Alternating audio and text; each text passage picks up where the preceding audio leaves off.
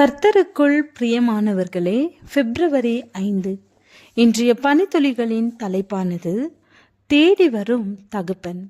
வசனம் ரோமர் 5வது அதிகாரம் 8வது வசனம். நாம் பாவிகளாயிருக்கையில் கிறிஸ்து நமக்காக மரித்ததினாலே தேவன் நம்மேல் வைத்த தமது அன்பை விளங்க பண்ணுகிறார். எர்னஸ்ட் ஹெமிங்வே என்பவர் the capital of the world என்கிற தலைப்பின் கீழாக அநேக கதைகளை எழுதினார். அதில் ஒரு தந்தை மகன் உறவை குறித்து அவர் எழுதியுள்ள கதையை இந்த நாளில் வாசிப்போம். ஸ்பெயின் நாட்டில் மிகப்பெரிய ஒரு செல்வந்தராக காணப்பட்ட பெட்ரோ என்பவருடைய மகன் பாக்கோ. இவர் தந்தைக்கு ஒரே மகன். தந்தைக்கும் மகனுக்கும் அடிக்கடி ஏற்பட்ட வாக்குவாதங்களால் அவர்களுக்கு இடையே காணப்பட்ட உறவு இனிப்பானதாக இல்லை. தந்தையிடமிருந்து ஆஸ்திகளை பெற்றுக்கொண்டு வேதாகமத்தில் பார்க்கக்கூடிய இளைய குமாரனைப் போல தன்னுடைய வாழ்க்கையை தானே பார்த்து கொள்கிறேன் என கூறி பிரிந்து சென்றான்.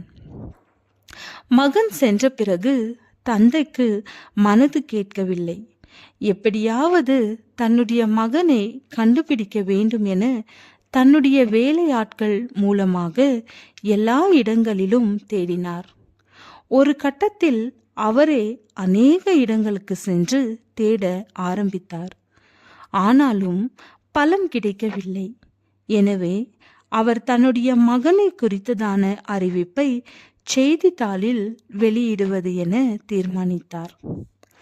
ஸ்பெயின் நாட்டின் மிக பிரபலமான செய்தி நாளேடான தி மேட்ரிட் செய்தித்தாளில் தன்னுடைய மகனுக்கான ஒரு செய்தியை விளம்பரப்படுத்தினார்.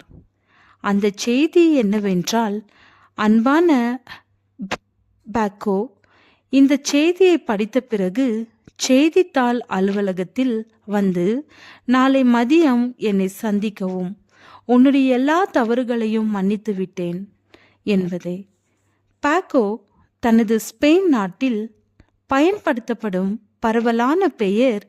எனவே அநேகர் அந்த பெயரை உடையவர்களாக இருப்பார்கள்.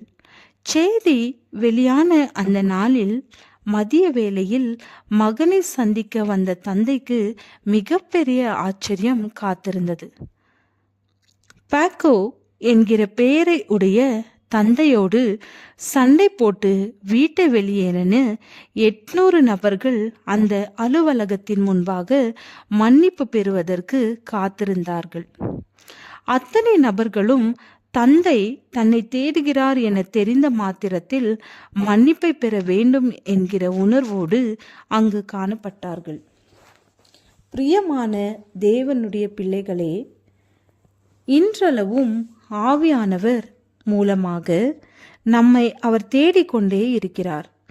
மன்னிப்பதற்கு அவர் ஆவலோடு காத்திருக்கிறார். ஜெபம். என்னை தேடி வந்த என் அன்பு ஆண்டவருக்கு ஸ்தோத்திரம். ஆமேன்.